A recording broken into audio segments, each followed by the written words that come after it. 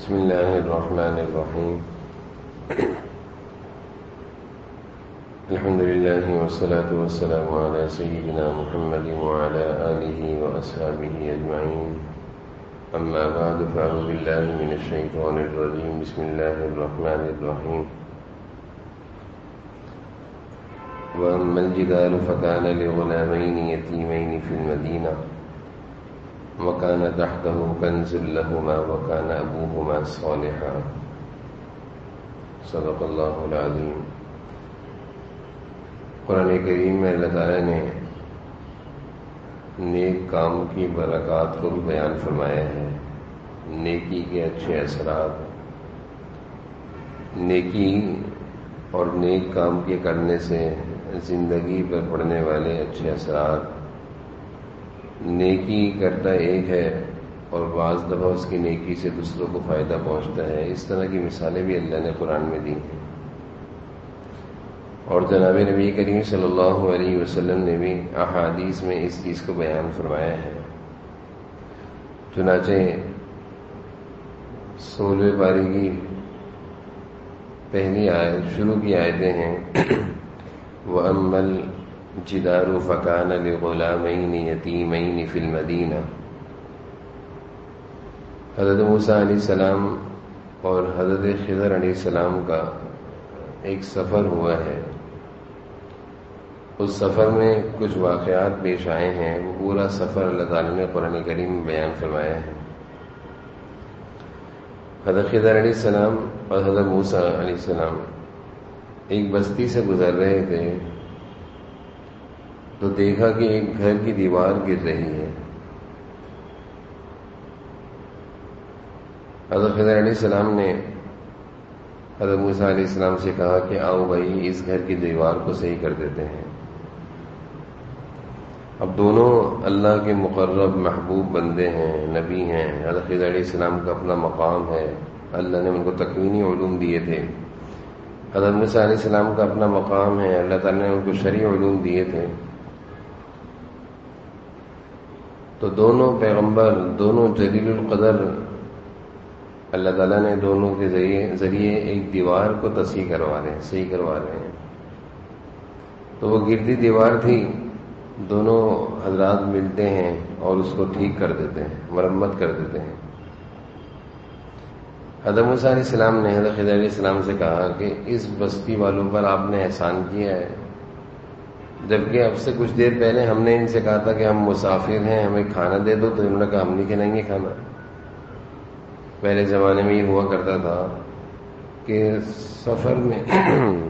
راستے میں جو بستیاں آتی تھیں، علاقے آتے تھے، تو ان کو اس بات کا پابند کیا جاتا تھا کہ بھائی مسافروں کو کھانا کھلانا ہوگا، اور اپنے لیے وہ شہادت بھی سمجھتے تھے۔ تو اس بستی کے لوگوں کو جب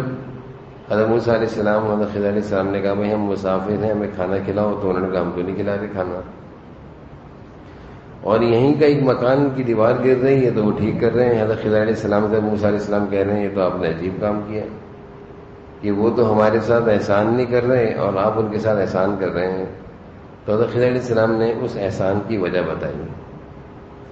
کہ دیکھو یہ جو بستی ہے ان کا جو عمل ان کے ساتھ ہے، لیکن جس گھر کی دیوار ہم نے ٹھیک کری ہے یہ گھر جو ہے یہ یتیم بچوں کا گھر ہے۔ یتیم بچے ہیں، معصوم ہیں، اور ان کے والدین کا جب انتقال ہو رہا تھا تو ان کے پاس کچھ ان کے پیسے تھے، کچھ جمع پونجی تھی، تو والدین نے سوچا کہ یہ پیسے ہم کس کے پاس رکھوائیں، کسی کو دیں گے وہ پتہ نہیں ہمارے بچوں کو دے نہ دیں۔ تو والدین نے وہ پیسے اس زمانے کے حساب سے دیوار کے نیچے دفن کر دیے اور وہاں پہ دیوار کھڑی کر دی۔ ہوگا وہاں پہ اس طرح پیسے محفوظ کرنے کا طریقہ، اور سوچا یہ کہ جب یہ بچے بڑے ہوں گے، بالغ ہوں گے، جوان ہوں گے، سمجھدار ہوں گے، تو یہ اپنے پیسے خود ہی نکال لیں گے۔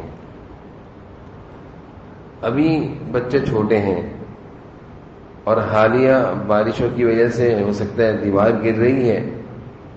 تو میں نے اس دیوار کو ٹھیک کر دیا کہ بچوں کے لیے جو والدین نے پیسے رکھے ہوئے ہیں وہ دیوار گرنے سے محلے کے لوگ، علاقے کے لوگ لے لیں گے، بچوں کو نہیں ملیں گے۔ اور پھر حضرت خضر علیہ السلام نے ایک بات کہی جو اللہ نے قرآن میں ذکر فرمائی، وَكَانَ أَبُوهُمَا صَالِحًا، کہ ان کے جو والدین تھے وہ نیک تھے،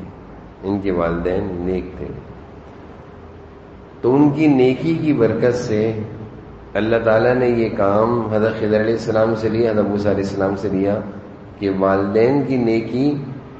اور اس کی برکات ان کی اولاد کی طرف منتقل ہو رہی ہے، کہ وہ مال، وہ جائیداد جو والدین اپنی اولاد کے لیے رکھ کر گئے تھے، اگر وہ دیوار گرتی محلے کے لوگ وہ مال پر قبضہ کر لیتے، اللہ تعالیٰ نے اس مال کو بچانا تھا، ان معصوم بچوں تک جب وہ بڑے ہو جائیں گے پہنچانا تھا، ان یتیم بچوں تک پہنچانا تھا، اور اس پہنچانے کی کا سبب، اس پہنچانے کے لیے ذریعہ بنائے حضرت خضر علیہ السلام کو، دو نبیوں کو، اور سبب کیا بنا کہ والدین نیک تھے، والدین وکان ابوہما صالحا، اللہ تعالیٰ ہمارے والدین نیک تھے، ان کی نیکی کی برکت سے اللہ تعالیٰ ان کی اولاد کی، ان کے دنیا سے جانے کے بعد بھی حفاظت کر رہے ہیں، کفالت کر رہے ہیں، سرپرستی کر رہے ہیں۔ تو اس آیت کے ضمن میں مفسرین نے لکھا ہے کہ بڑوں کی نیکی کے اثرات بچوں تک پہنچتے ہیں، بڑے اگر نیک ہوں، اچھے کام کر رہے ہوں، تو اولاد بھی ایک وقت میں جا کر ان کی نیکی کا فائدہ اٹھاتی ہے، اولاد کو بھی اللہ تعالیٰ نیکی کی توفیق عطا فرماتے ہیں۔ ایک مقولہ ہے کہ والدین نیک ہوتے ہیں تو اولاد بھی نیک ہوا کرتی ہے،